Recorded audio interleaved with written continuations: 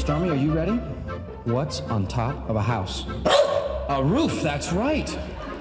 Very good, Stormy. Now this is a little more difficult. What's a NASCAR race car sound like?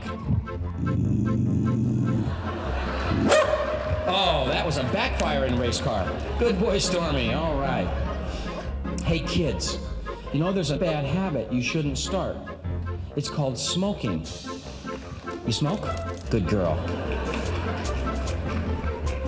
Meet the Madcap Mutts. Tom and Bonnie Brackney have been running the Madcap Mutts for 20 years, carrying on a family tradition that dates back to World War II. At first, they used shelter animals in their shows because they couldn't afford to buy dogs. But the more Tom learned about shelters, the more committed he became to helping the cause of homeless animals. Remember when your children were really little and they were teething and they were cranky and they cried all the time? You didn't give your kids away, did you? You thought about it, but you didn't. Well, it turns out they gave away a really smart little dog in Marty. He was approximately 7 months old when he was taken to the New York City ASPCA in New York, and the excuse was he's chewed all the furniture in the house. Marty! That's it! I'm fed up!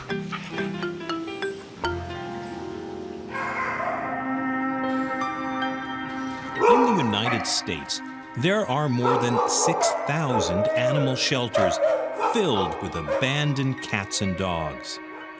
The lucky ones find new homes, but 5 million animals die in shelters every year. Marty was days away from suffering the same fate when Tom Brackney and the Madcap Mutts came to the rescue.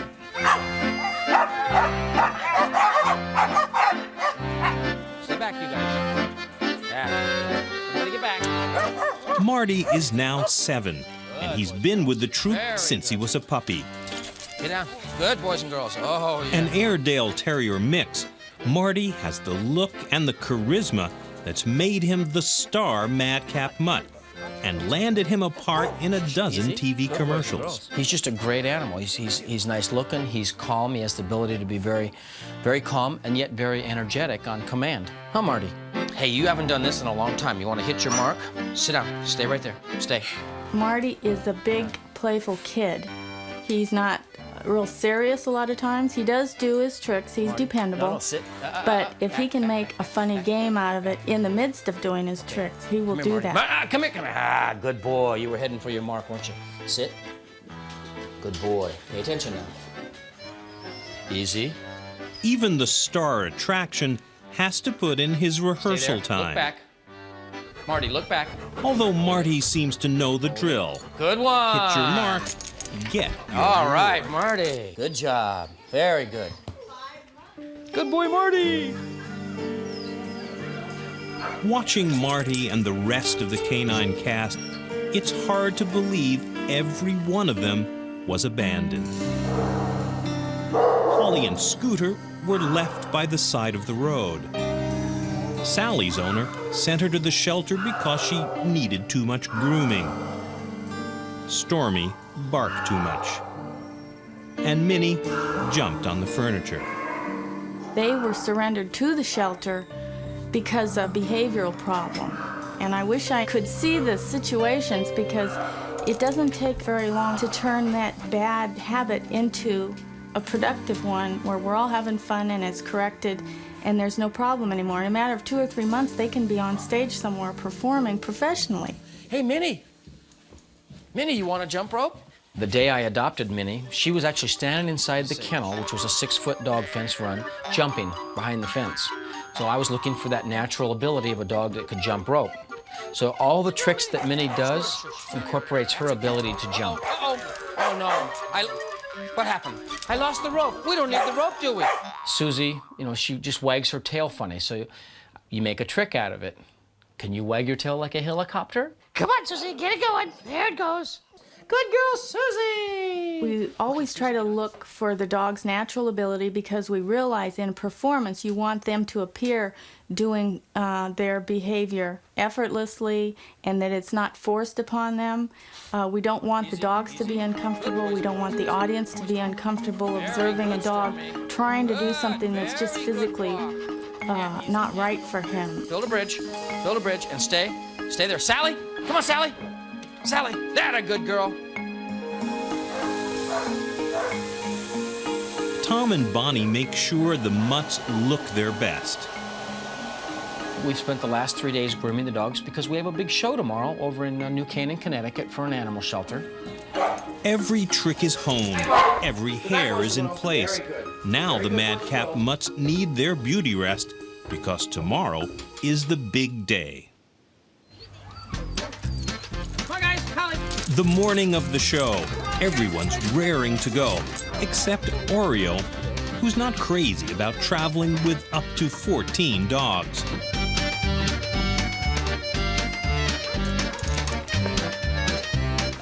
Marty can't wait to hit the road. The Madcap Mutts are mobile. Very good.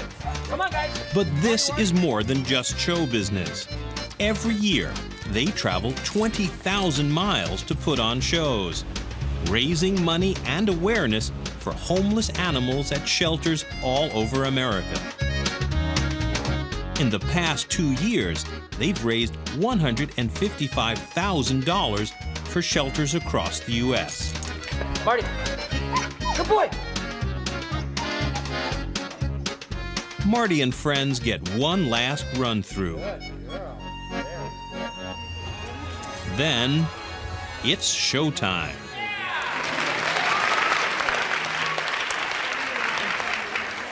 The next dog is what we consider our big star.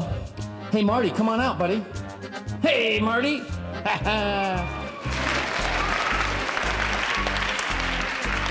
Can you sit? Good boy. Shake hands. That's a good boy. Hey, Marty, where's your brain?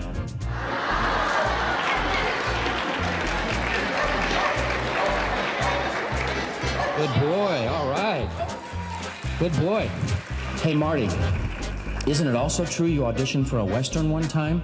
But unfortunately, he didn't get the part because he doesn't play dead very well. Bang!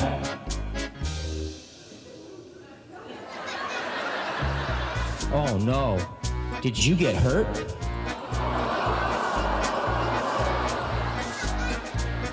Good boy. Very good, Marty.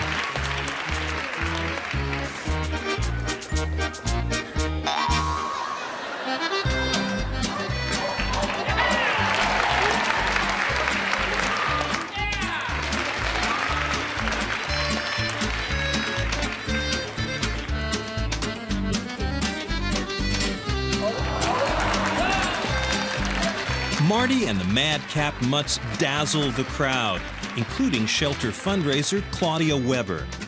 It was awesome. It was unbelievable. We were so happy. The whole audience was so enthusiastic to have the Mutts.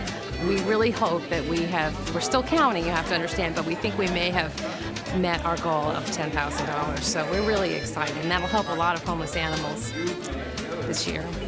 Could you do the smoking thing? After seeing the Madcap Mutts in action, these kids aren't going to abandon a pet.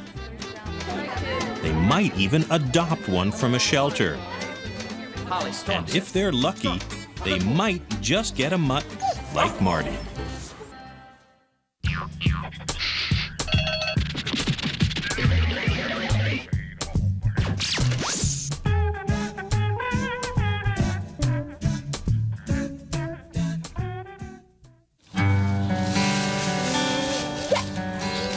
A girl, a dog, and a bright, quiet day in autumn.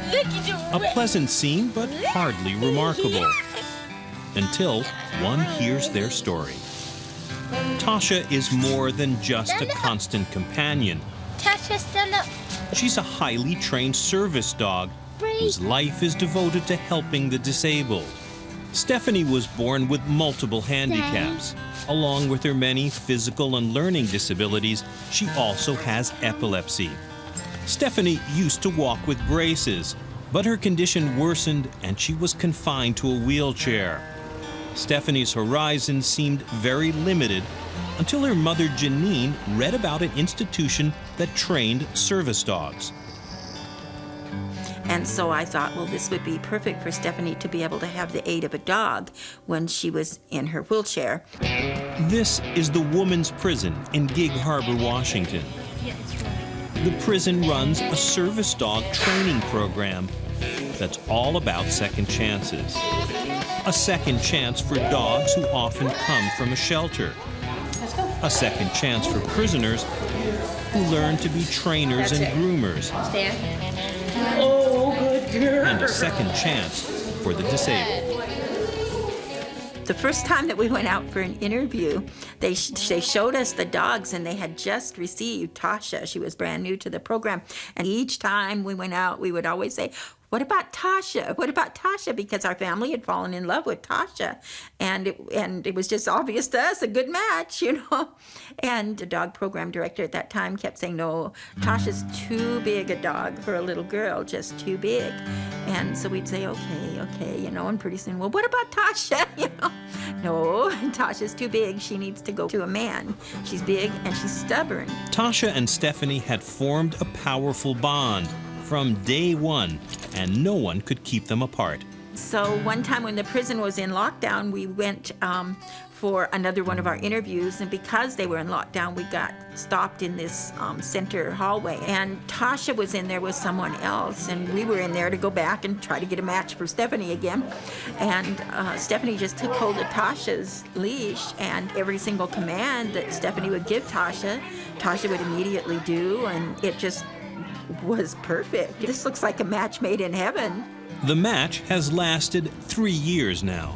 Originally, Tasha's main job was to pull the wheelchair. Stephanie has had several vertebrae fused, and it's too difficult for her to do it alone.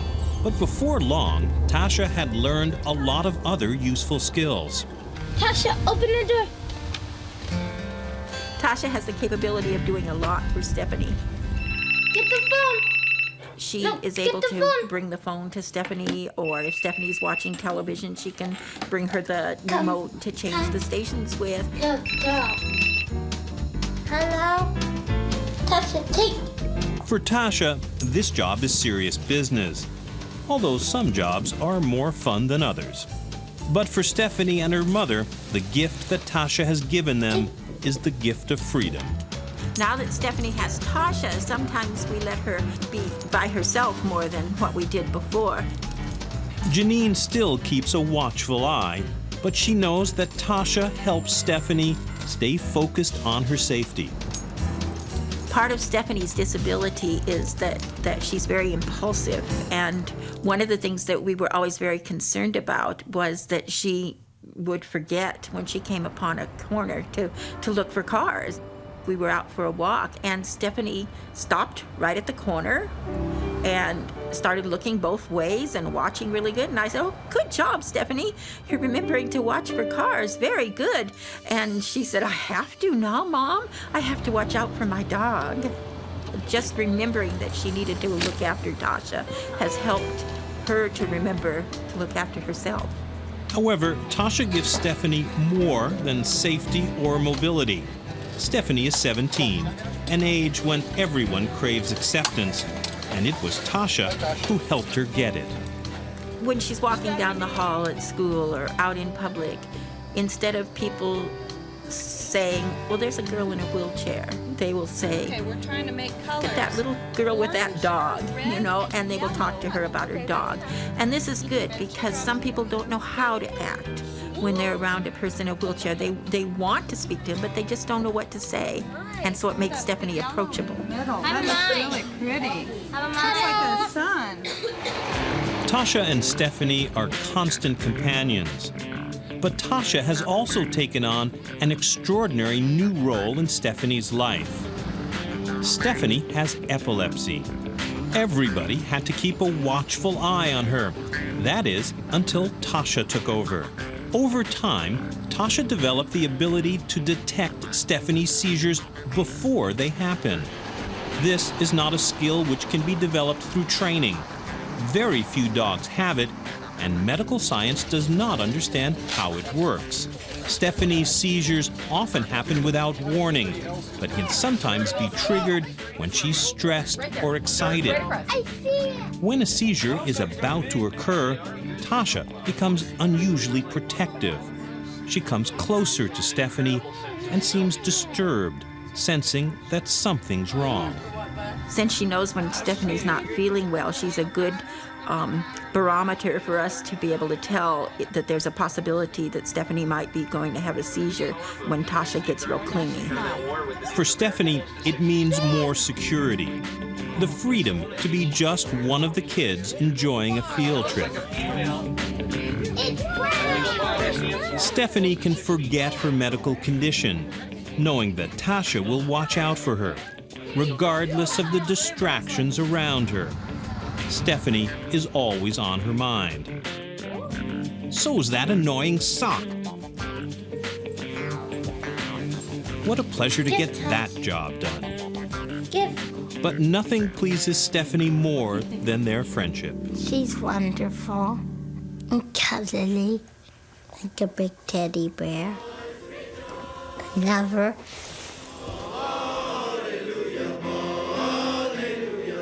There are times when Stephanie prefers to think of Tasha as just a good friend.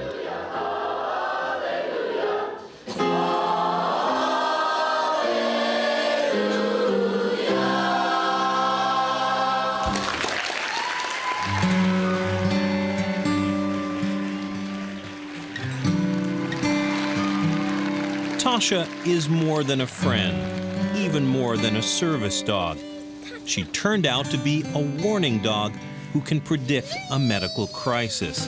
And that's much more than Stephanie and Janine ever hoped for. When I see them walking down the street together, sometimes I think, what a great team.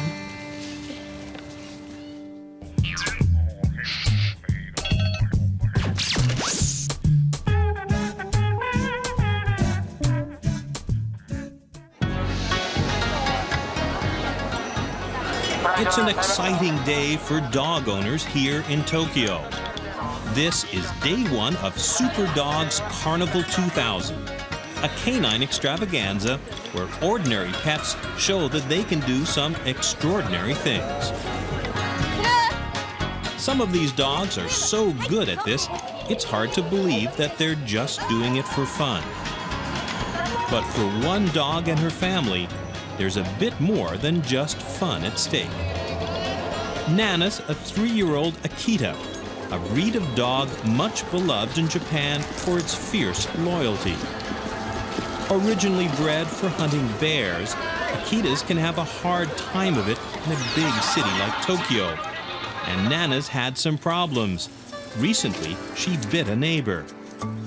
The Uranos were told that if they wanted to keep Nana, she was going to have to learn discipline and obedience and do it fast. それともう一つ永井先生獣医の先生獣医師さんに Dr. Nagy, our veterinarian, told us that although Nana had bitten someone, Nana should be given a chance to go to the Happy Tail Club to be trained in obedience, so that it wouldn't happen again. So we decided as a family to transform her into a good dog. 家族で決心しました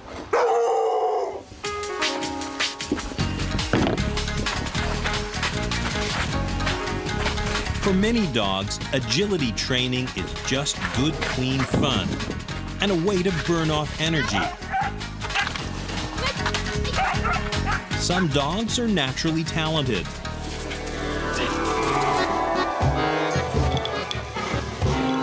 Others just can't get the hang of it.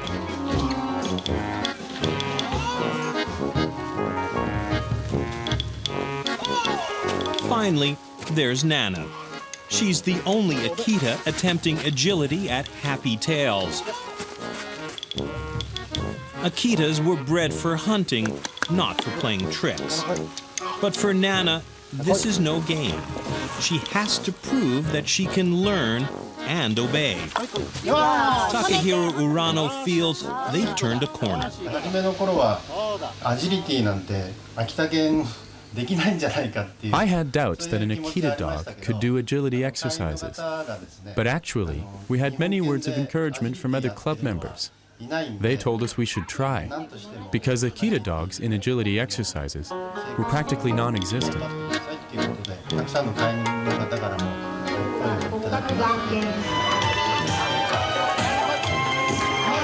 The Super Dogs Carnival will be the ultimate test for Nana. But before she hits the canine big time, the Uranos try her out at a local meet. To everybody's relief, Nana is getting into the swing of it.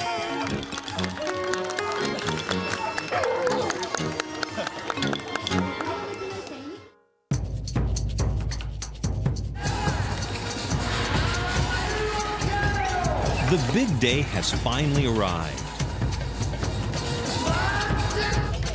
And look at these dogs.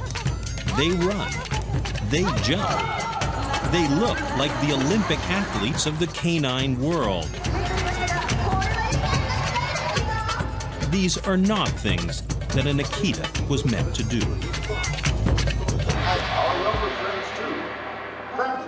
It's make it or break it time for Nana.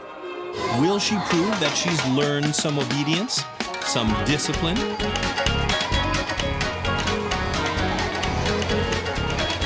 The answer is yes. Nana is putting on the performance of her life. Maybe all she needed was the right audience. She has done a great job. Congratulations. And with Nana's new skills, she has earned the right to stay with her family in Tokyo.